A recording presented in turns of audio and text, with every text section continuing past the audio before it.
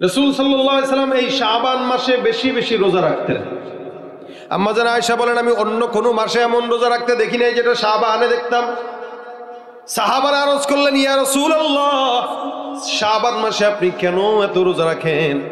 নবী আমার ডাক দেয়া কয়, সাহাবা আজমাইনের দল শুনো, শাবান মাসে আমার আল্লাহ পাক রব্বুল আলামিনের কাছে বান্দারা আমলনামা পেশ করা হয়। সুবহানাল্লাহ। আমরা যে আমল করি এই আমলগুলো শাবানে আল্লাহর কাছে পেশ হয়।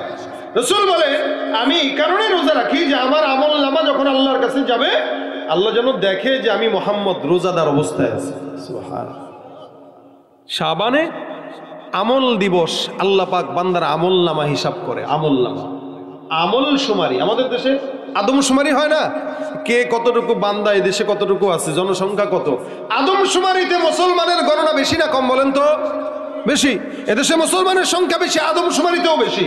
কিন্তু আমল শুমারি যদি হইতো, মুসলমান যতগুলা তার চাইতে অনেক কম থাকতো আমলদার মানুষ।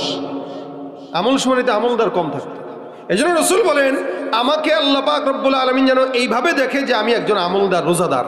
এজন্য রাসূল বেশি রোজা রাখতেন। তো যেহেতু শাবান মাস চলতেছে, শাবান মাসে আমরা চেষ্টা করব যারা রোজা রাখি না এখনো, অন্তত একটা হলেও রাখার, যাতে রাসূলের সাথে মিশে। এবং এই শাবানে আমরা গুনাহ থেকে বেঁচে থাকবো। কেন? কারণ শাবানে আমার আমলনামা আল্লাহর কাছে যাবে, যেন আমার আমলনামাটা গুনাহগার অবস্থায় না যায়। রাজি আছি ইনশাআল্লাহ? শাবানে এই চেষ্টাটা করবেন যেন আল্লাহর কাছে আমার গুনাহ না যায়, আমলনামাটা যেন যায়। রোজাও রাখবেন, শাবান থেকে চেষ্টা করা, রমজানের চেষ্টা করা। অনেক বুজুর্গনা দিনরা বলতেন, রজব মাস আমলের গাছের চারা লাগানোর মাস, শাবান মাস গাছে পানি দেওয়ার মাস, আর রমজান মাস ওই গাছ থেকে ফল পেরে খাওয়ার মাস। সুবহানাল্লাহ। মানে আমলের গাছ লাগাইবেন কোন মাসে? রজব মাসে। পানি দিবেন কোন মাসে? শাবান মাসে। এটা বড় হবে। আর রমজান যখন আসবে ফল পেরে পেরে খাবেন, একটা দুইটা না, একটা নেকের কাজ করবেন, 70টা ফল পেরে খাবেন। এই জন্য শাবান হলে প্রস্তুতিমূলক। এই মাসে সবচাইতে একটা ঘৃণিত দিন আছে, যেটা 14ই ফেব্রুয়ারি। আমার দেশের যুবক ভাইরাই 14ই ফেব্রুয়ারি পালন করে।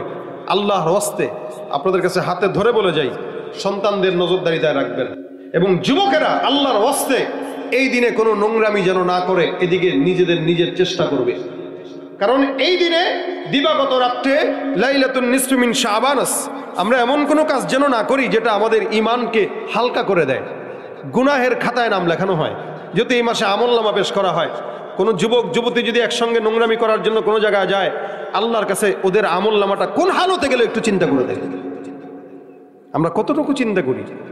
হায়াত পাইছি কয় বছর, কয়দিন আল্লাহর কাছে চাইছি বলেন? এই জন্য রমজান আসতেছে, প্রস্তুতি এখন থেকে নেওয়া। রমজানটা যেন আমাদের আমলনামায় কাটে, বলেন আমিন। আমলের সাথে যেন কাটে। রমজানটা বান্দাকে মুত্তাকি শেখায়, মুত্তাকি হওয়া বানায়। এই জন্য রমজানের প্রস্তুতি এখন থেকে নেওয়া। বেশি বেশি ইস্তেগফার। আমি যে আয়াতে কারিমা তেলাওয়াত করেছি, আল্লাহ পাক বলেছেন বেশি বেশি ইস্তেগফার করো। নবী বলেন, কেউ যদি তার জবানে ইস্তেগফার উঠায় নেয়, লাজিম বানায় নেয়, আল্লাহ তার বান্দার সমস্ত পেরেশানি দূর করে দিবেন। মিন কুল্লি হাম্মিন ফারাজা, সব পেরেশানি দূর হয়ে যাবে। আমিন কুল্লি যিকিন মাখরাজা, যত বিপদ আপদ আছে সব দূর করে দিবেন। এবং এমন জায়গার থেকে রিজিকের ফয়সালা করবে বান্দা কল্পনাও করতে পারবে না। আমরা তো বড় লোক হইতে চাই কি চাই না বলেন? টাকা যেন বেশি হয়, কারণেই তো এখানে চাকরি করে, আবার ওদিকে ওভারটাইমও করে, আবার ফাঁক তালে মাঝে মাঝে ডিম হবেছে। কেন রে ভাই?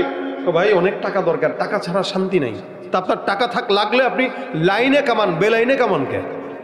ঘুষ খায় টাকা কামাবেন, সুদ খায় টাকা কামাবেন, জনগণের টাকা চুরি করে কামাবেন। ক্ষমতা যতদিন থাকবে টাকা ততদিন থাকবে, ক্ষমতা নাই বাড়ি ঘর গাড়ি ঘর সব জ্বালায় দিয়া পুরো ছাই করে দিবে। এটা হইল বেলাইনে টাকা কামানোর অবস্থা। আর লাইনে কামান, ইস্তেগফার করে কামান, 14 পুরুষ টাকা খেয়ে যাবে, টাকা নষ্ট হবে। লাইনটা কি? আস্তাগফিরুল্লাহ, বলেন না আস্তাগফিরুল্লাহ। এটা আমি আপনাদেরকে আমল দিতেছি না, আমি কোনো বুজুর্গ লোক না। আমি আল্লাহ পাকের আমলটাই আপনাদের কাছে পেশ করতেছি। এই আমলটা আল্লাহ দিয়েছেন। কে দিয়েছেন? আল্লাহ দিয়েছেন। আমলটা যেহেতু আল্লাহ দিয়েছেন, তার মানে অনেক বড় এবং গুরুত্বপূর্ণ। এজন্য কারো যদি বড় লোক হইতে মন চায়, আপনিও পড়েন আস্তাগফিরুল্লাহ।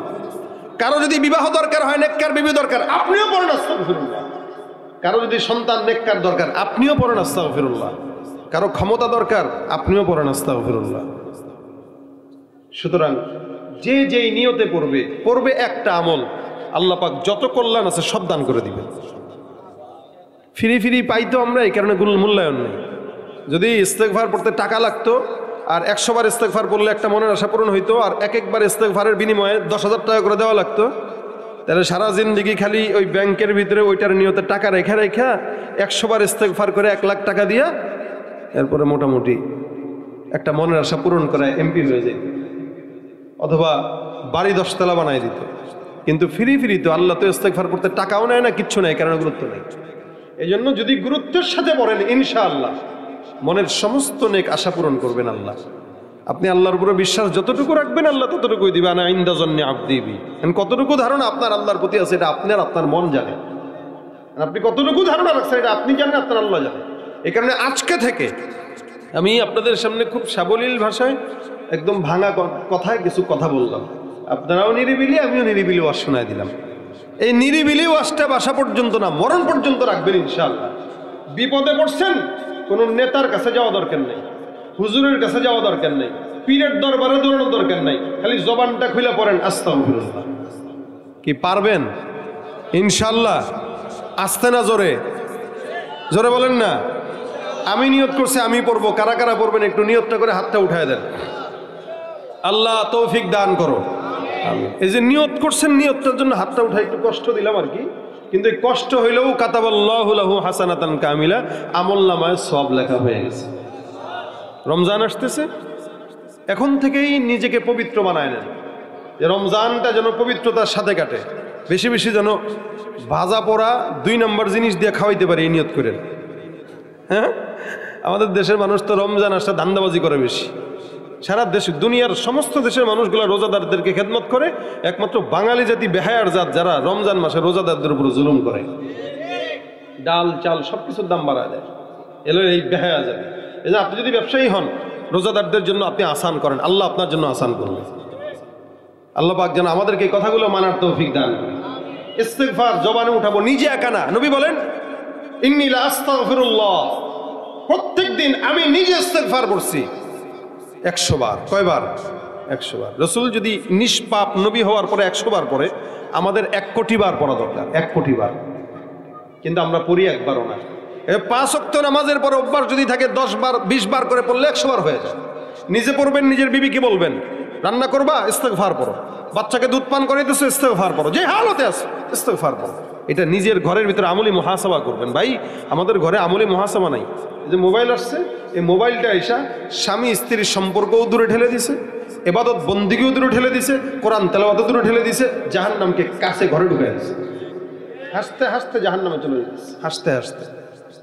আল্লাহ পাক আমাদেরকে হেফাজত করুক, বলেন আমিন।